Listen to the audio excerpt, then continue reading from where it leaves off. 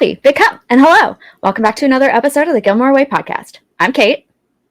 And I'm Laura. And this week, things are going to get molto speziato because we're going to be talking about some of the most controversial moments on the show.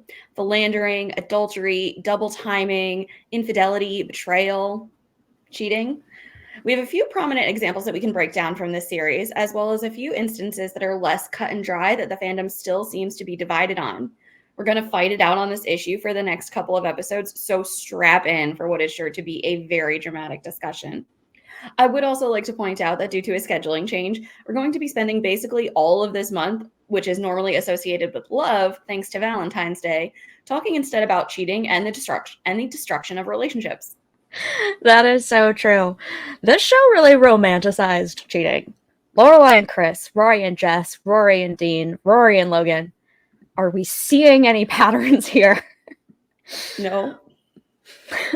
But at the same time, I find it's less melodramatic than a lot of other shows, and it uses cheating less on the whole to drive drama forward, but rather it offers like a more realistic, grounded, character-driven portrayal when it does happen. I'm really excited to start dismantling all of our dearly culturally held ideas about the supremacy of monogamy, but I'm getting ahead of myself. We have thoughts and we know you do too, so feel free to leave us a comment with your opinions and your analyses. We're really excited to hear what y'all have to say. And while you're at it, if you could do those YouTube-y things, like, subscribe, comment, share, we would be ever so grateful. And also, this is your blanket spoiler warning. We are going to be having an in-depth conversation about some of the most shocking and scandalous moments of the series, so leave now or forever hold your peace. And one last disclaimer, my fur nephew is still wilding out sometimes, and you may hear him begging for dinner before it's time because he's a cat, because that's how gingers roll. So if you hear meows, Laura's cat is demanding her attention, and yeah, can't do much about it. No. Anyhow, going back to the topic of the hour, where do we start? Oh, yeah, cheating is such a difficult conversation to have for a lot of people. So many people have their own personal experiences and beliefs, and it can be hard to interrogate them sometimes. It's really easy to just pass judgment on people who are viewed as cheaters. And I think that when we do that, we're cutting off a really important conversation about the nature of relationships and the nature of our humanity, frankly. And affairs have a lot to teach us about relationships, and they open the door for deeper examination of our values and of human nature. So I think it's a very valuable conversation to have. So why don't we start with, like a general overview of how the show treats cheating, because I feel like I've noticed a few general themes when it comes to how and when it crops up. I feel like they don't deal with the emotions that lead to infidelity. It doesn't name or acknowledge them. And it doesn't really explore the variety of cheating behaviors. It's kind of this pattern where someone who is single cheats with someone who has a partner, or someone has innocent meetings with old flames. It focuses on a very narrow subset of infidelity, the kind that's impulsive and passionate, not the kind that comes from years of breakdown and neglect in relationships. And I also find it doesn't address the gender divide or what people expect that divide to be, men as the cheating peg and women as cheating for love. It sort of upholds that without interrogating it. It doesn't really deal with the interiority of characters to begin with. So it's not necessarily surprising that some of these things are not dealt with in the show. The most we get of it is when Lorelai is chatting with Suki or Rory is venting to Lane. We don't have further insight into their psyche. We just have to kind of take what we see. But yeah, it's kind of a very surface level look at infidelity, and it doesn't use cheating in the same way as a lot of other shows do. What do you think? Do you agree with all of that? Do you have any additional thoughts or things that you would compare it to? I agree. I think one of the things that I always just really highlight and notice every time I watch this show is how some characters almost seem to condone it and just say that it's acceptable and a blanket statement that it's okay. And maybe it is. I think there's definitely an argument that can be made for that. There's also an argument that can be made for the exact, 180, which is like, nope, not okay ever, blanket statement, like this can never be allowed or condoned or excused in any regard. And I think the crux of that is just understanding and putting sort of a definition on what infidelity is, because going back to what you said, it's not always about, cheating on someone in a physical capacity. There can be like emotional levels of that devastation, mental levels of that devastation. So I think it's important to highlight, how you would define infidelity first and how you would define cheating, and then begin to explore when is it, if ever, and again, this is the argument that, we'll be kind of focusing on, is it allowed and when is it okay and when should we excuse it? Because there are buildups to it. It's not just something that happens on a whim a lot of the time. Yeah. I mean, we'll probably dig into this a little bit more. I don't know if I would say like excusing it so much as understanding it, and maybe not writing it off as just like you're irredeemable now, you're a terrible person, you're evil, you're narcissistic, you lack empathy. I think that's just a little bit too reductionist. I think that loses a lot of nuance and doesn't get at the heart of why these kinds of things happen. But you also said something interesting about in terms of like defining infidelity, which is like probably something we should do real quick. And there are different definitions that I've seen. I think this one just comes from Wikipedia. Infidelity, cheating, straying, adultery, being unfaithful, two-timing, or having an affair is a violation of a couple's emotional and or sexual exclusivity that commonly results in feelings of anger, sexual jealousy, and rivalry.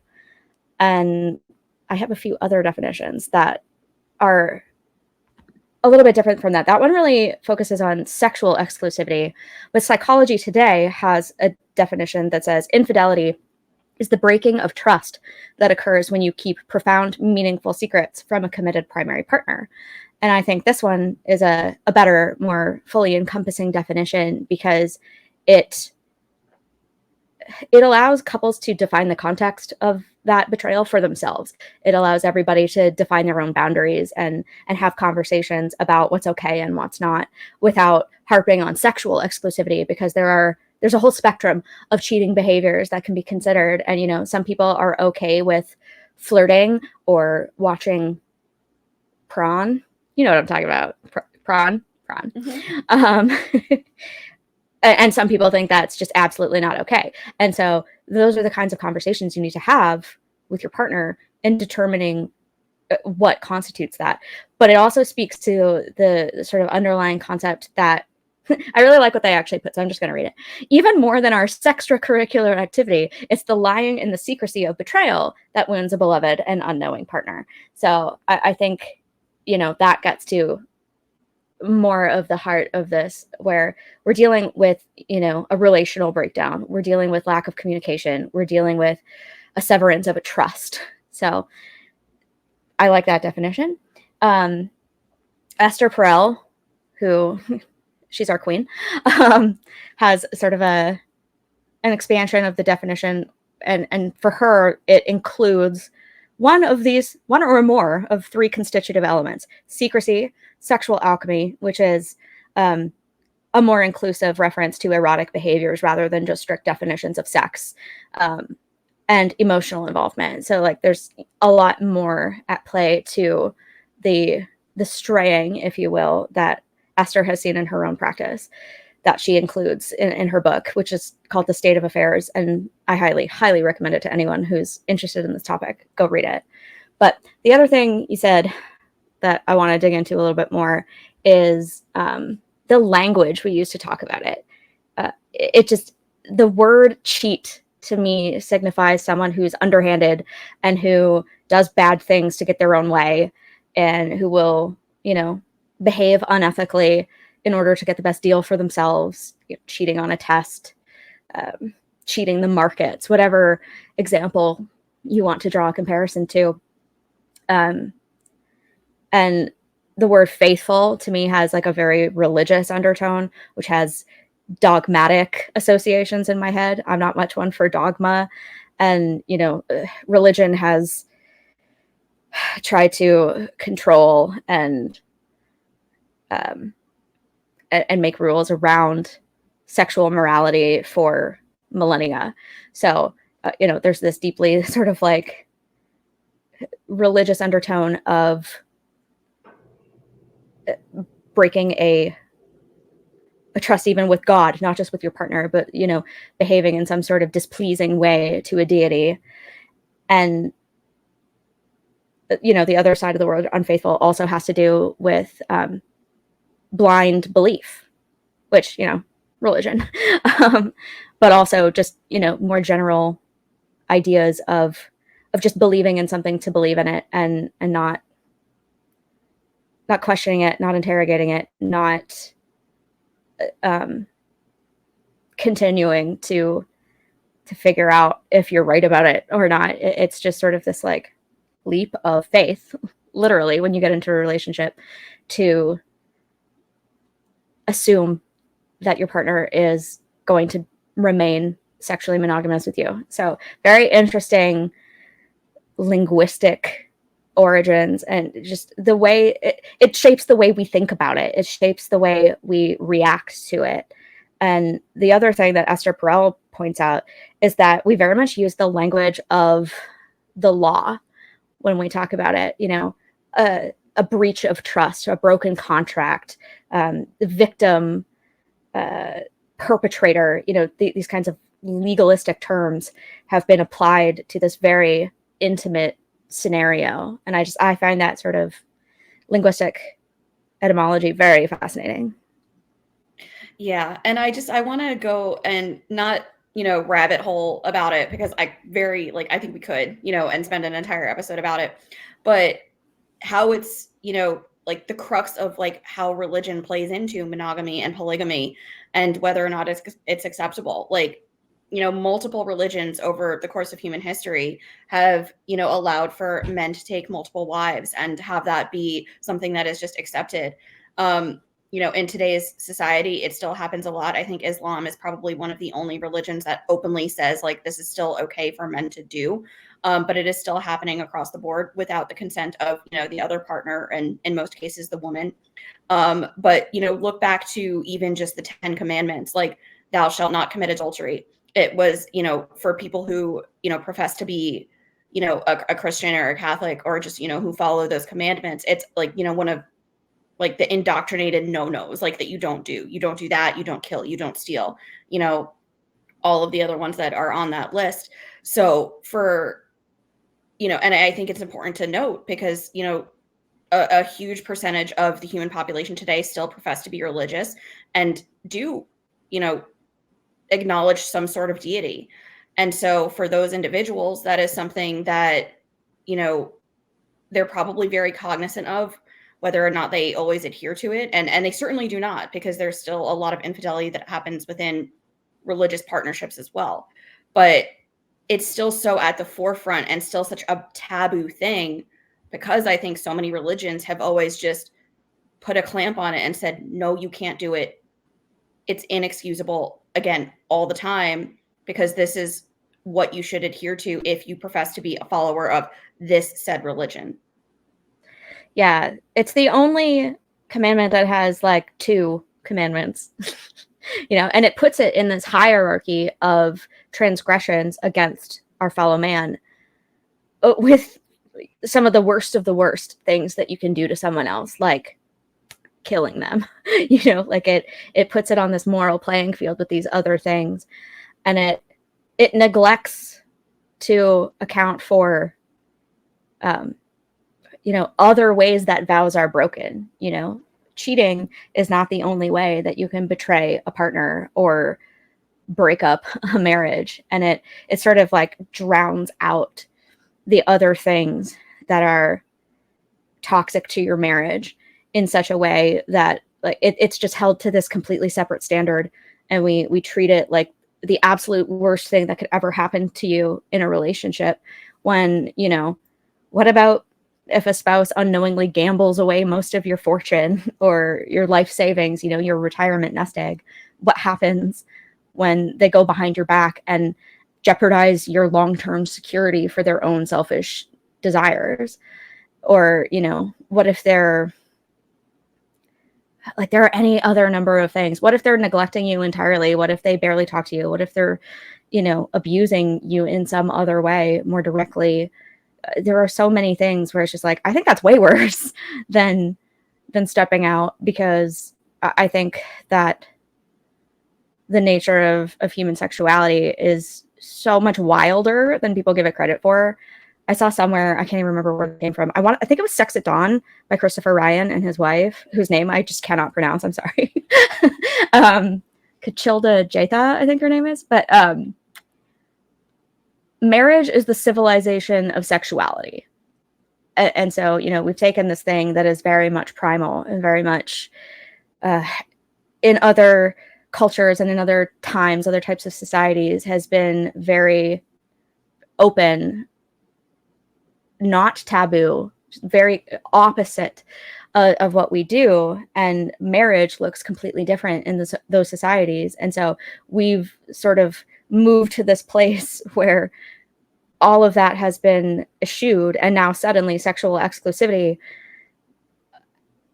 after signing a marriage document, it's supposed to somehow erase all of our erotic desires as if they never existed. And now one person is supposed to fulfill all of those needs for the rest of our lives. And I think it's, you know, it's unrealistic. Monogamy is, you know, again, somewhere in Esther Perel's book, she says something about, you know, people often fail the test of monogamy without stopping to think that the test is disproportionately hard. We're just supposed to pretend like these things don't exist. And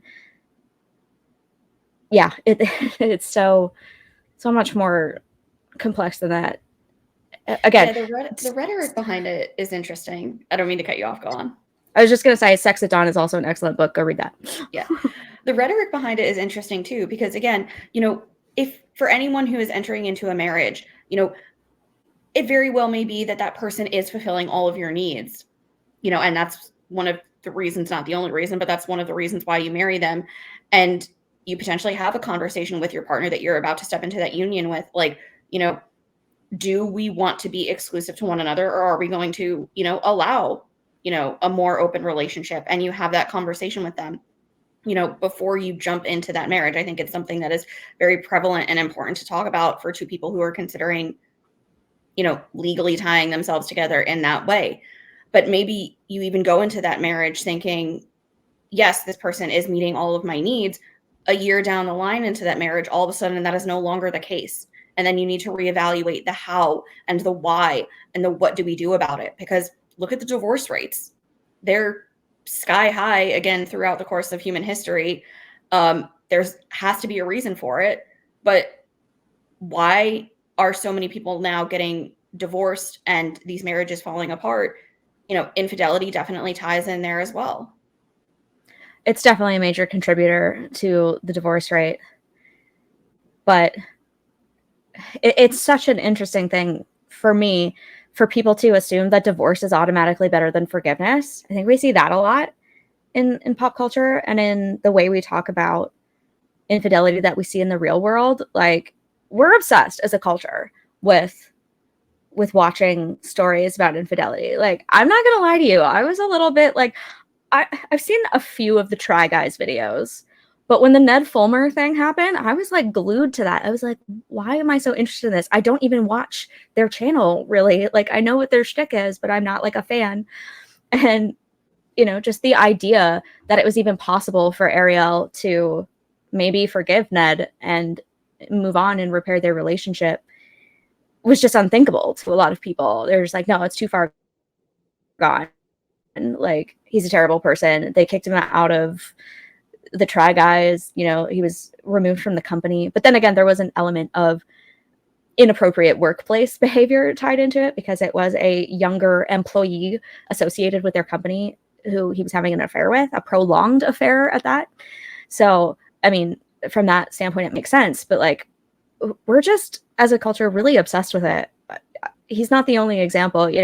Adam Levine, Jada Pinkett Smith, politicians, Clinton, JFK, just very prominent figures have been implicated in cheating scandals from time immemorial. and the way we talk about it and the way we are fascinated by it speaks to something in us as well. It's juicy, it's common, it's like it allows us a look inside other people's relationships. And I think part of the reason we like it is that it allows us a feeling of moral superiority over them. We're like, we would never do that. We would never be in that position. And we like to feel holier than thou about it. And, we see that with Rory. We'll get to the Paris and Asher thing later, but like that ties into that for me. I just feel like anytime the phrase holier than thou is dropped, like I just instantly think of Rory. Yeah. It's just like, they're synonymous at this point. But yeah, spoiler alert, Rory cheats, and a lot, quite a bit. We'll get to it. And I feel like even when she does, she still keeps herself on that pedestal of like, I did it and I'm still holier than thou, which makes no sense whatsoever. Again, we'll get to it. But my Dean. Oh gosh. That's part 3. Stay tuned. I'm cringing already. Yeah. But I just want to ask the question, like, why do you think we do it at the end of the day? I mean, and it ties into like why we're so fascinated with it. And I think it's because, again, we've been ingrained to believe and we've been taught that it is just a cardinal no-no, that it is something that we do not do, that no one should ever do. So when we see other people do it, it's just like, grab the popcorn. Ooh, this is juicy. I like need all this gossip and the tea and like, tell me all about it, because like, they're doing something that society deems to just be such, again, like a cardinal sin, that I think we're fascinated with it because it's just, so something that we would potentially never, again, like you said, see ourselves doing. So why are we fascinated with it? I think ties into the why of like, why are we doing it in general? That is an incredibly complicated question to answer, and basically nobody fully knows. But I saw somewhere in my research for this that there are 287 reasons to have sex. And so I think maybe there's just as many reasons to have an affair, if that makes sense, or maybe even more reasons to have an affair. And some of those reasons include bonding and pleasure and wanting to feel connected to someone, and reproduction is like the last reason. Actually, there's an episode of How I Met Your Mother where the gang are coming up with a list of reasons to have sex, and it's like, condoms are about to expire, to avoid an argument, makeup sex, breakup sex. Like, there's so many contradictory reasons that humans seek out sex and therefore seek out maybe sex outside of their primary relationship, including a desire to feel desired. Perhaps the attention has lapsed in the primary partnership and they just feel so dead inside that a transgression like flirting with someone in a bar, or maybe going home with someone from the bar without their spouse knowing, it offers this sense of aliveness and control and maybe even a little bit of revenge. And we know humans love that shit. So I think that's part of it.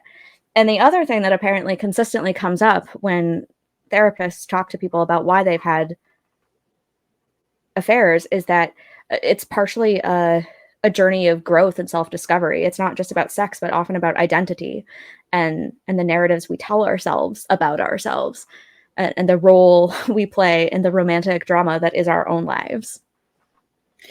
Yeah, I think there is definitely a lot to be said too about how it can be an introspection into knowing what you are going to need to be fulfilled within any, not even just a marriage, but just within any partnership. The second that you start getting that you're with somebody, in any capacity, you're going to start needing to have those conversations of, what is it going to take for this other person to meet my needs?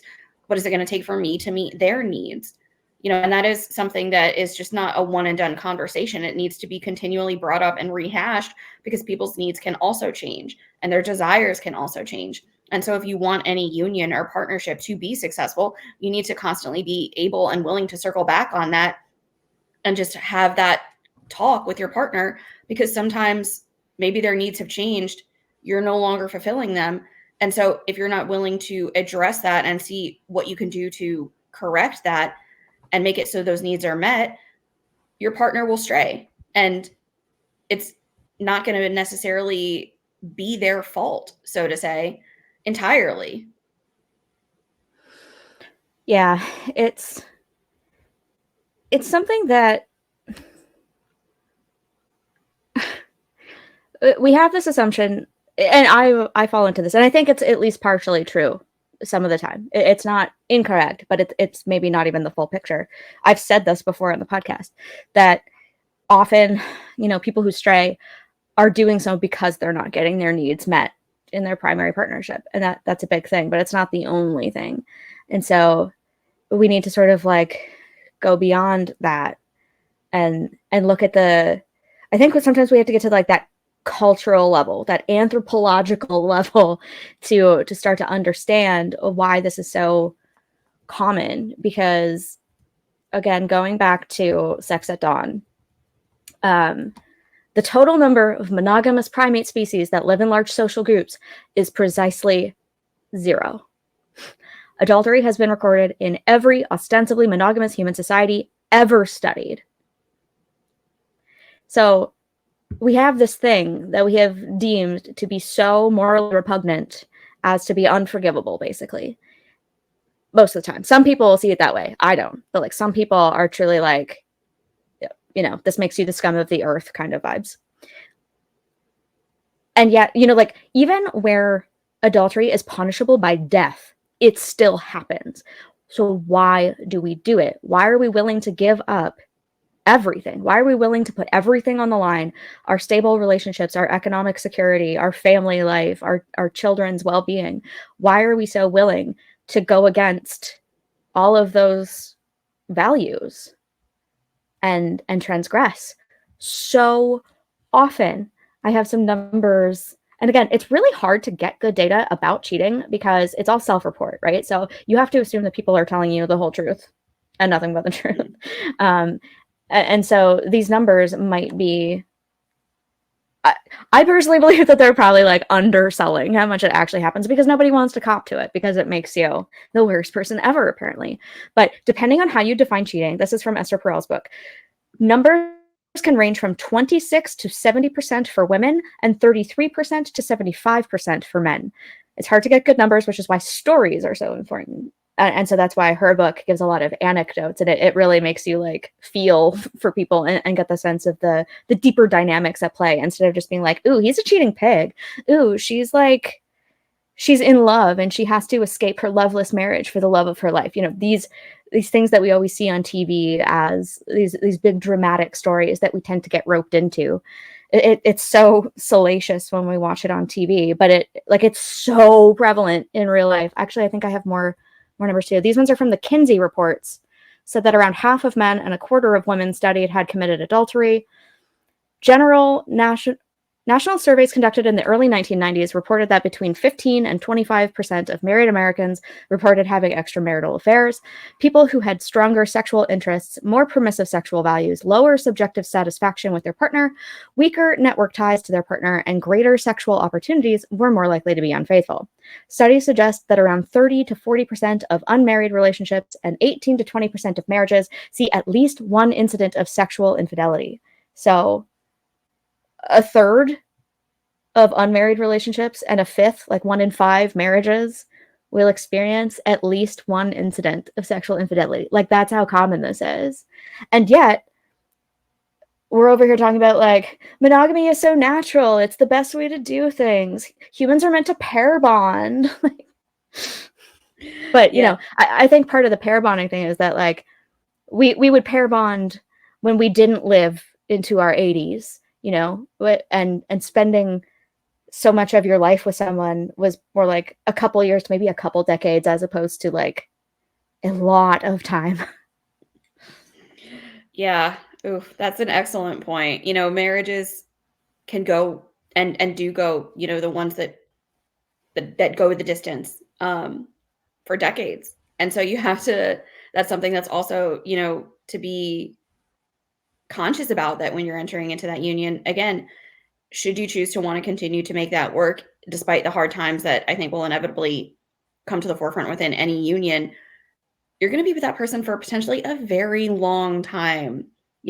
Make sure it's the right person, but also have conversations about, again, when problems arise and when times get tough, do we want to throw in the towel? Do we want to allow ourselves or allow our partners a hall pass, and say, like, you might need it. I'm going to be okay with it and I'm going to allow it. There's just so much to it that factors in. It's not a 2 + 2 = 4. It's never going to be that simplistic. But the fact that those percentages highlight that so many people are doing it, there's reasons for it. There's not just one answer, as if to say, like, oh, it's because they're an asshole. That's it. They did it because they're just a horrible human being. The exploration of the why, just, we could talk about it for 6 hours. And that's what we're going to do. in parts. It'll be manageable. Like, we're going to do that.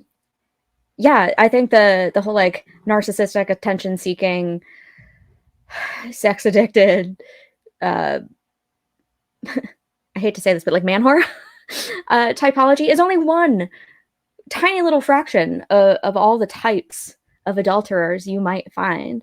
But, like, we try to categorize things to make ourselves feel better, and we try to put things into these buckets of good and bad, good and evil, because I think it's easier for us to do that and to feel this indignation at the concept of being betrayed by somebody that we're supposed to trust.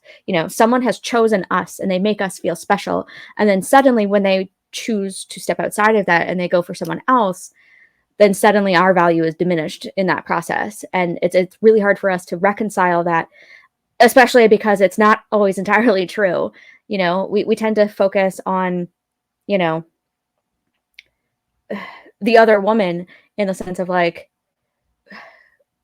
why her, versus, like, well, why is he still staying with me regardless? We forget about the benefits and uniqueness of our relationships, and start to fixate on, like, well, now I feel inferior to her and she must be better than me. And that haunts us.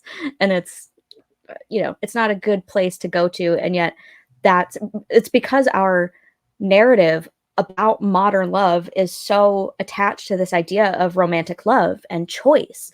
We fought for hundreds of years to wrest control away from the state and from the church and from our parents, to be able to make these decisions for ourselves about how we conduct our own lives and relationships to benefit ourselves and to maximize our own happiness and enjoyment of them, to be able to feel these emotions and to act on them, and to build meaningful relationships and lives with people of our choosing.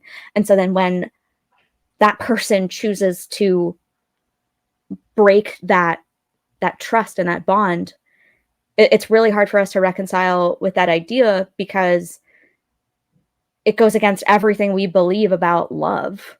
And it's a hard, bitter pill to swallow. It is. And especially because I think when that happens, it's so easy for the person who's on the receiving end of that cheating, so to say, in the context of, I didn't cheat, but my partner has, it's so easy to internalize this sense of, I was not enough. Clearly, for whatever reason, I didn't do enough. I could have been better. It's because of me. Like, how did I fail? What did I not do that my partner was so dissatisfied with me that led them to stray? And so we can just internalize and place blame on ourselves, when, that can't just be it. It can't just, it's not necessarily about you in that regard. Most of the time, it's probably a lot about the person who is doing the cheating, because there's obviously a sense of unfulfillment within their lives. Again, whether it's physical, whether it's emotional, it's not necessarily that you failed, and maybe, you know, I say the word failure so loosely because I feel like it's not something that anybody should just designate and relegate themselves to feeling and place that blame on themselves. But if someone is cheating within a partnership, there's a reason for it. And it's not just because one person did not do enough. And so if you're on that end of the equation where your partner cheated on you, you just need to take a step back, I think, a lot of the time and realize, like, it is about me, but it's not fully about me. It's also about my partner too. And why were their needs not being met? You know, maybe I wasn't meeting them, but it's also just about they were severely unfulfilled in their own life. And so there's a conversation that needs to happen before blame and judgment is placed solely on one party within that relationship. Yeah. I think the other side of the equation is with that idea of love in terms of like, that is my person. There's almost an ownership that we try to take over them. They're ours. My deed. That's going to come up a lot in these ones. But, you know, Esther Perel makes a great point where she says that we must admit that as much as we may want it to, their sexuality does not revolve solely around us. They may choose to share it only with us, but its roots are far-reaching. We are the recipients, not the sole sources of their unfurling desires. And I think that's such an interesting point because it's like, you know, they had lives before us. They had experiences before us.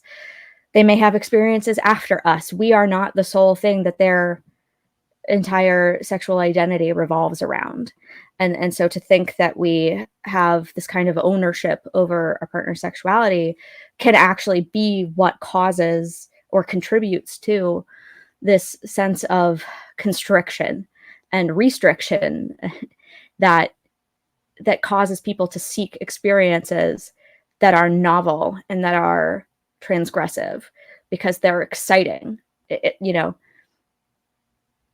if affairs are anything, they're inventive and they're thrilling, you know? And so, oh, I like this one too. They are on loan with an option to renew or not. So like, we have to be more aware of the fact that, of course, it's special to fall in love and to find someone who wants to build a life with you, but they are their own person and they have their own agency, and we can't control everything about them. We can't control their desires. And we have this idea that our one person will be everything to us. They'll be our safety, our security, our adventure, our lover, our rock in hard times. You know, it's too much for one person to really ever live up to. We've taken what was once a very practical concept about the consolidation of power and the joining of families and the production of labor and the production of children and heirs. We've taken this and we've made it into a love story for ourselves that precludes the ability to sometimes like experience things outside of that relationship. We tend to make our lives revolve around that primary partnership. And, you know, just look at the fact that marriage went from a cornerstone of adulthood. It's sort of like you get married and now you're an adult. You get married because you're in a small town. You don't have a lot of options. You marry the cute guy from next door because his family's pretty nice and you want good in-laws and, you know, they've got a good sized farm.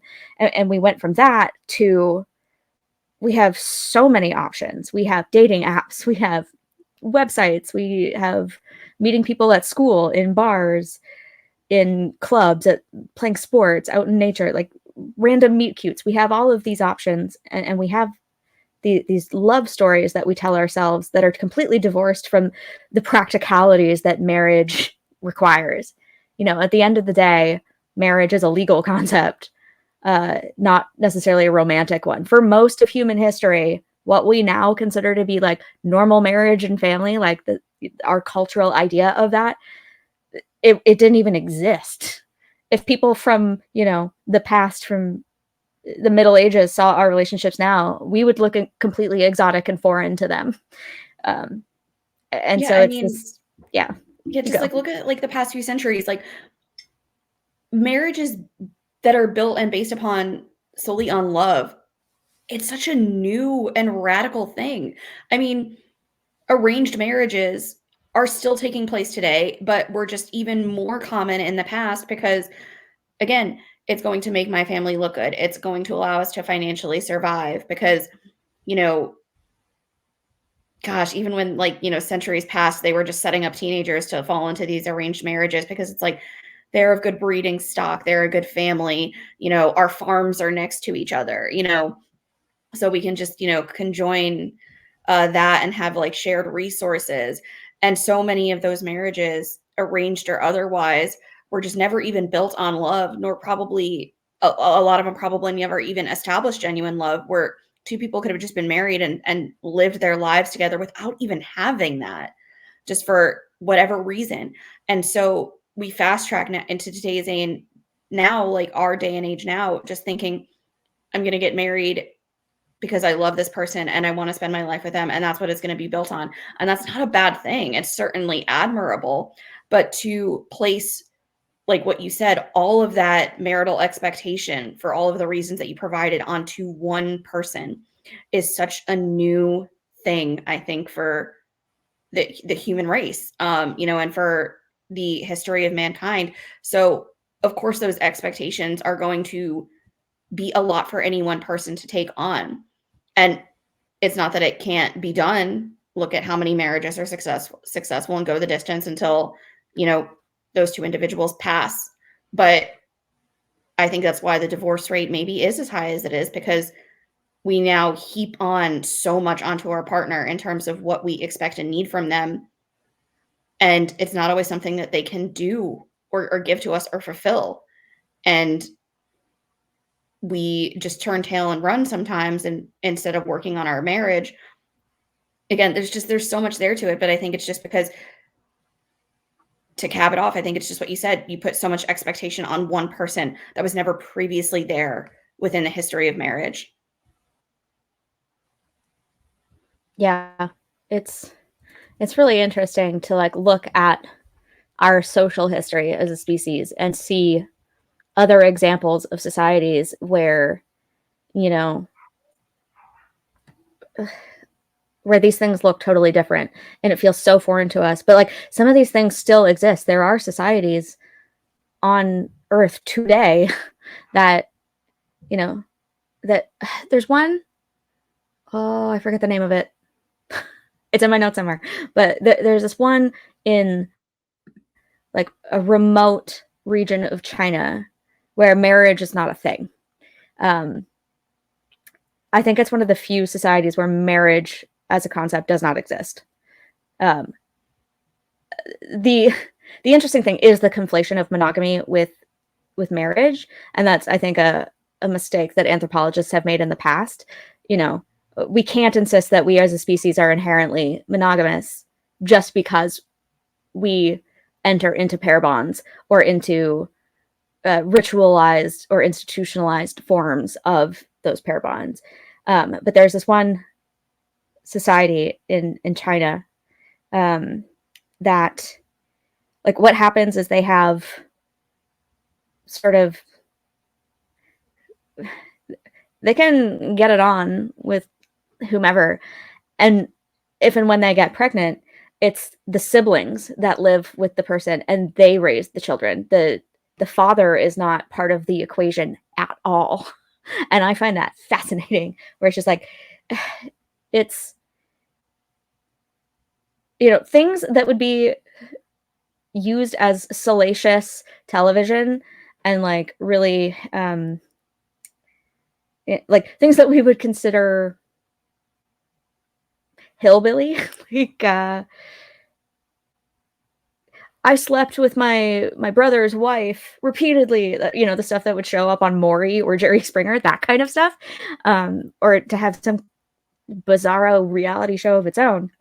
That's normal in some other cultures. It's completely like socially sanctioned I can't remember again specifically which one it is, but I think there's a subculture in India where sleeping with your brother's wife is like totally normal. And, you know, to us, that's completely foreign and completely like not a thing. If you did that, you would be vilified completely. But yeah, and there are other interesting societies that I'd like to talk about in terms of like polygamy. There's one in Kenya, the Maasai people. When a man turns 35, he's expected to take a second wife. Like there's a clock on that. Not only do they just do it at their own whim, but it's just like, hey, you're 35, clock's ticking, better take your second wife.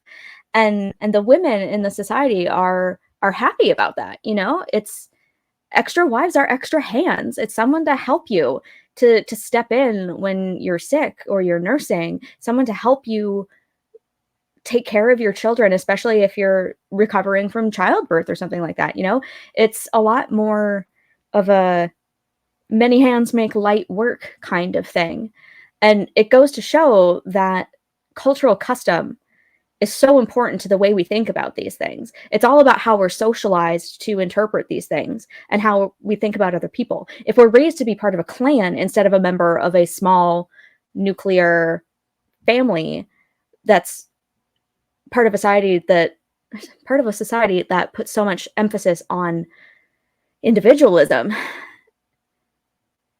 Like if we're in a society where polygyny is totally normal, we have a completely different philosophy about it. And we structure our lives completely differently. Marriage and companionship and child rearing have totally different social meanings to us in those contexts. And I think it shows just the sheer variety of human experience and the adaptability of the human psyche that all of these cultures have independently sprung up over the years and have maintained social cohesion for as long as they have, not because of monogamy, but often in spite of it. Yeah, and that's why I think it's a fascinating thing to explore, because look at how many cultures do it differently.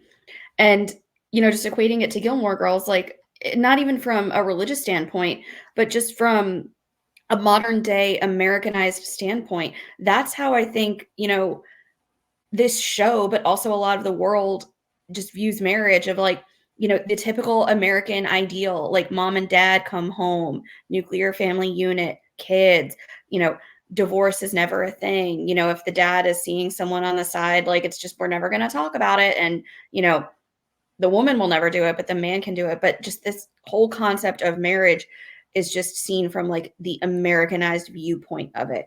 And so we're not willing to look outward into those other cultures and say, and, you know, even consider, how do you broach marriage? How do you broach, you know, child rearing and infidelity and multiple partnerships, like, or just, you know, having kids outside of the confines of that unionship. We just don't explore it and we don't look at it. And that's kind of where I think, you know, obviously with Gilmore Girls being written to be, you know, a show obviously set in waspy America, you know, it definitely factored into how these characters were written, how they broached that infidelity, what was excusable, what was not, and just how even the writers were injecting their own ideas and judgments into it. Yeah. I have one more thing I want to talk about before we move on to like actually talking about the show that we're a podcast about. But I think it's important to just at least quickly touch on the concept of toxic monogamy, which I think came out of research or an article originally by a writer named Hilary Berry. But there's a Tumblr post that I think just sums it up really well. So I'm just going to sort of like read through these points.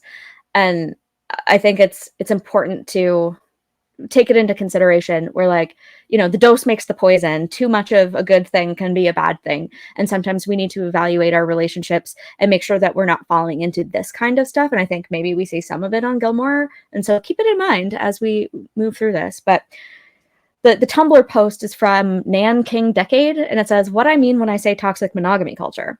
The normalization of jealousy as an indicator of love." Whew, that's a big one.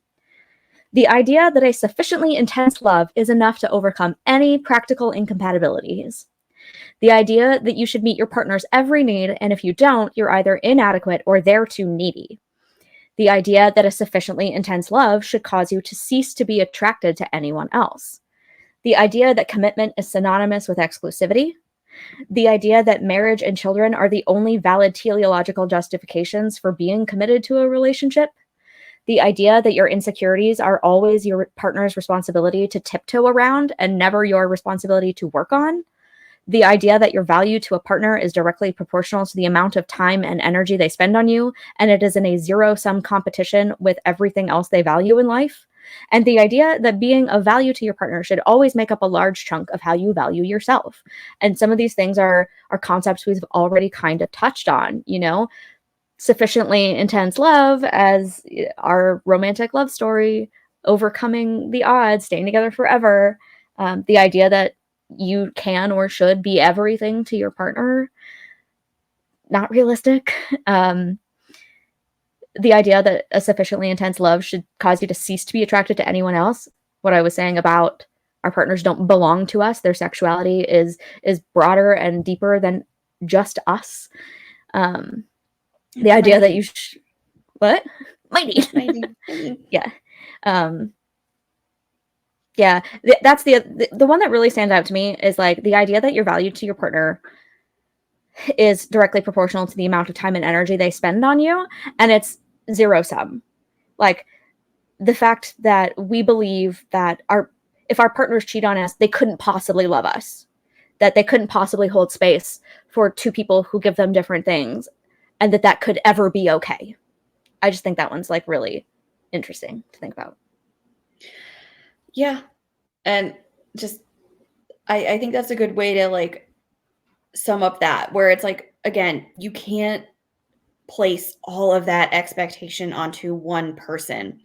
It's almost like you are inevitably setting up your partner to fail if you expect them to carry all that weight 24/7, 365 for the duration of the time that you are together, married or otherwise. It's too weighty for one person to take on. No one should be expected to have to do that and fulfill all of that for one person. I mean, that's even why like family and friends exist, because you're going to have needs that are just met even outside of, physical and sexual needs from other people as well. Like, and it just has nothing to do again with your marriage failing or just a lack of compatibility in that way, but just because you can't live your life having one person just be your all in all for everything. Again, whether it's family, friends, or even exploring other romantic or physical partnerships, you need to just let your partner breathe and just not expect them to carry that weight for the entire time that you're together. Exactly. And speaking of people who are everything to each other, let's move on to actually talking about some characters on the show. We're nearing the end of part 1. So what we're going to do is we're going to talk about like 2 scenarios on the show that I think are just, they're on opposite ends of the spectrum, but they're kind of cut and dry in their own way in my mind. Or they're less complex. And so we're just going to kind of touch on these quickly. The first being Richard Gilmore and Pennilynn Lott, and Richard having lunch with his ex every year for 39 years without telling his wife, and without Pennilynn telling her husband either, and Richard telling that to Emily as if it somehow absolves them from the lie. So give me some of your thoughts on the Richard and Pennilynn situation and how this fits into this whole conversation. Yeah, I will say the fact that they were having lunch together once a year, okay, fine. Like, you're allowed to do that. Like, again, Emily does not own Richard. Richard does not belong to Emily. They are allowed to have lunch even with past partners and, former lovers. Like, that's okay. The fact that they were having these yearly lunches, no harm, no foul. I think the problem there was, again, the secrecy and the fact that neither Richard nor Pennilynn told, their spouse that that's what was going on. And so it wasn't the fact that, the whole concept of having lunch with this person hurt. It was the secrecy and the betrayal stemming from that secrecy that devastated Emily. And so that's what made it not okay. Richard, from the moment going back 39, 40 years, if that's what he wanted to do, just tell your wife and just be like, hey, Emily, got contacted by Pennilynn. We were together in the past. We're just thinking about having lunch and catching up. See what her response is. See how that's going to make her feel and broach it that way. But the fact that there was just secrecy there was disrespectful to Emily, disrespectful to Pennylynn's husband, and that's what made it not okay. Yeah, there's actually a similar story in Esther Perel's book about this woman who was having lunch with a coworker. And she says, we didn't have sex. It was a totally innocent lunch, but I've never been so aroused. What's the harm? And then Esther points out the use of language like innocent when it comes to cheating, again, with the language of criminality sort of seeping in. And it kind of brings up the whole point of lying, and what you don't know can't hurt you. And I love this quote from the book. Lying these days is seen as a human rights violation. We all deserve the truth, and there is no circumstance where withholding it can be justified. I wish it were so simple that we could use such categorical principles to neatly organize our messy human lives. The price of honesty can be high.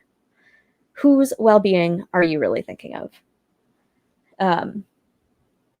And so, Richard was keeping this from her, and she found out accidentally. And so I think it was him just sort of assuming without understanding maybe her sense of agency that keeping it a secret was just better, that it was going to be better off for everybody if it was kept quiet. And I wonder why that was the case, because it would have been a very simple conversation to have. And I think part of it, maybe it comes down to Trix and how Emily feels about Pennilynn because of Trix's preference for her and the fact that she's always felt sidelined by Trix in favor of Pennilynn. And so I think Richard knew that her self-esteem would take a direct hit. And I mean, he didn't want her to go through that, but but now he's created this lie and perpetuated it for this long. And there's something almost pathological about that. Yeah, because he uses that as an excuse, like the whole concept of, oh, well, I know that you know that my mother always preferred her over you, so I kept it from you to spare you pain. And he uses that as his validation to make his behavior okay. Nope. Yeah. Ooh, more fun quotes rather about secrecy. This one comes from Evan Imber Black from Esther's book, but this is his writing in the book, The Secret Life of Families. We live in a culture whose messages about secrecy are truly confounding. If cultural norms once made shameful secrets out of too many events in human life, we are now struggling with the reverse. The assumption that telling secrets, no matter how, when, or to whom, is morally superior to keeping them, and that it is automatically healing. I really like that one. I think it really... I've had this question posed to me in the past, and it's a tricky one to answer because of the way that we talk about lying. But it's like, is it always better to tell the truth? And I think not necessarily. As a culture, we revere the ethos of absolute frankness and elevate truth-telling to moral perfection, in Esther's words. But, is the deception actually worse than the transgression? I don't know. Like, is it worse to have sex with someone or to lie about it? I feel like in the past I've said, oh, the worst thing is the lie, but I don't know if that's true. It can be true, but I guess it depends on how you interpret what happened and why it happened and all of these contextual indicators about what it means about your relationship as to whether it's actually better. But I like the part at the end where it says that it's automatically healing. We assume that truth and transparency and full divulgence of absolutely everything is the only way to be a good partner, to be a good friend or family member.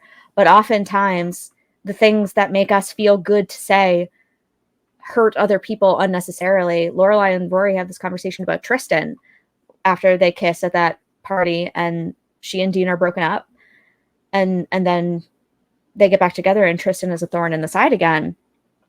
And, I'm kind of mostly with Lorelai on that, where it's just like, it's just the kind of truth that's going to make you feel better and make him feel worse.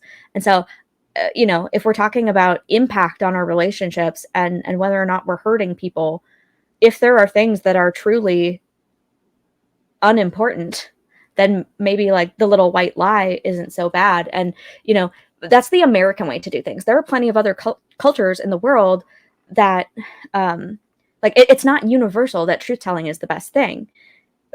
In other cultures, sometimes it's more respectful to tell gentle untruths, to use language from State of Affairs, that aim at preserving face and peace of mind. Like, is my personal right to know more important than my sense of peace or the harmony of our family? I like what she says, duplicity versus destruction. And it makes me think of, pretty sure it's All Too Well, so casually cruel in the name of being honest. Yeah. T-Swizz coming in with the truth bombs. Yeah. I have some just Taylor Swift right now. Not my most favorite person at this moment in time. Her taste in men, like Chiefs players, is, there's no accounting for taste, I guess. No, at least Haley Steinfeld knows what's up. But we digress. Sorry, y'all, it's February. The Super Bowl is imminent. It's personally painful to us. Anyway. Yeah. Anyway, again, I think it's just always going to fall back onto, again, whether, what's more detrimental, the lie or the actual encounter. It's really going to be dependent on who's on the receiving end of the lie or, the truth, or the person who has to deal with that encounter that hasn't involved them, but, is now betrayed by it. And so their response is going to, dictate what is worse. There's not a blanket answer because everyone is going to have a different response to that. Yeah. And of course, this whole scenario is only part of the reason that Emily and Richard ultimately split at the end of season 4. And, she doesn't leave him immediately. She tries to put it behind her. But then there are these other little indignities that he peppers on her, like his underhanded digs about her shopping. And then obviously we get seen in a mall where she buys all those apples and she puts them in the center of the table. And he's like, oh, I've always liked those, which kind of shows that, maybe her efforts are going unnoticed with him, at least these days. And maybe they didn't used to. Either she's just realizing it or it's a change for them. And either way, it's upsetting to her. And then, of course, we have Trix's funeral, where the emotional burden falls entirely on Emily, who was never loved or respected by Trix, because Richard is too verklempt to carry out all of the logistical things that need to happen. And so Emily bears the burden. And then the straw that breaks the camel's back really is just seeing Richard's duplicity with Jason and the way he's willing to treat other people in business in a way that maybe she thought was never possible. And also the fact that he was willing to potentially put their future, like their financial security, at risk by using their pension as collateral. So all of that really went into what we see in season 5. And obviously they don't actually divorce. At first they're just separated. We never see them actually making their way towards divorce at all. And I find it interesting that it just goes to show how deeply entwined their lives were, that they had to live in separate dwellings on the same property. They couldn't make a clean break. They were so used to this, what's the scaffolding of their relationships has propped up their lives for so long that they literally don't know how to exist outside of that dynamic. And that's probably part of what ultimately brings them back together. They end up missing each other. And I hope for their sake that the respect and the love and admiration returned in full force, because Richard really wasn't showing much to Emily in season 4, especially. Yeah, I concur. They both needed to have done better, but I think, flag Richard greater on the play for causing more Emily pain or causing her pain more than she ever caused him. Yeah, I would agree. Richard was a real D-bag in season 4. Speaking of D-bags, let's move on to our last topic of conversation for this episode. Paris and Asher. Go off, girl. I mean, I don't want to sound ageist, but I think a big part of why that happened and why it went down the way that it did was because they were literally years and years apart from one another in that way. And so you want to go back to like talking about, scandalous and why we're, just invigorated by these things. I think it was because they saw in one another like a partnership that would just be seen as so scandalous because of how far apart they were in terms of age. And I think that was just maybe a weird, not like weird, but I think that was just like a turn on for them or something that was just like, spicy within that, within the time and the partnership that they were together, because it's, again, something that if people found out about looking in from the outside would just be like, oh, like, really? Oh my gosh. And again, everyone's going to have their own thoughts on just partnerships in general where people are that far apart in terms of age. We're not going to go there. That's not the point of this. But I think it was definitely a huge component to why they were just so drawn to one another, because it would have been seen as something scandalous. And so it just made it that more, again, just invigorating to them to like have this, hidden, scandalous partnership on top of the fact that, I believe that Paris, genuinely did see Asher as an intellect and someone that would, be able to be on her level in that way that she could have good conversation with. I think Paris definitely saw that in Asher much more than Asher ever saw that in her. I think Asher's track record with dating students was bad. Not here to get judgy, but just not great. So I think he probably did appreciate Paris as an intellect as well, and obviously someone who's attending an Ivy, so top tier smarts. But I think it was just like that, like they were forbidden fruit to one another from society's perspective. And so I think that's why like that fire was there so early on, just because of that. Yeah, the taboo is always hot, right? It was very exciting to them. It seems to be a pattern for Asher, for sure, to go after these younger girls. He must get some excitement out of that, for sure, to be desired by young, beautiful women, intelligent women at that. And it was such a risky or risque topic for the WB to be handling in 2004. That was a bit of a surprise. But yeah, it's such an interesting one. I feel so bad for Jamie, perfectly nice guy, loves someone who can maybe be difficult to love at times in Paris. And then Paris ghosts him, lies to him, implicates Lane in her stories about, she's chasing the dragon and we're just trying to like keep her sober kind of thing. And then ropes Rory into the lie too. Rory finds herself talking to Jamie in the cafeteria and says, no, she's not seeing someone else. Not that I know of. She directly has to lie to him to protect whatever's left of their relationship. And she really just callously ends things with him. And I think it's Paris at her worst. I really dislike that episode where Rory has to confront her about it. And she's just so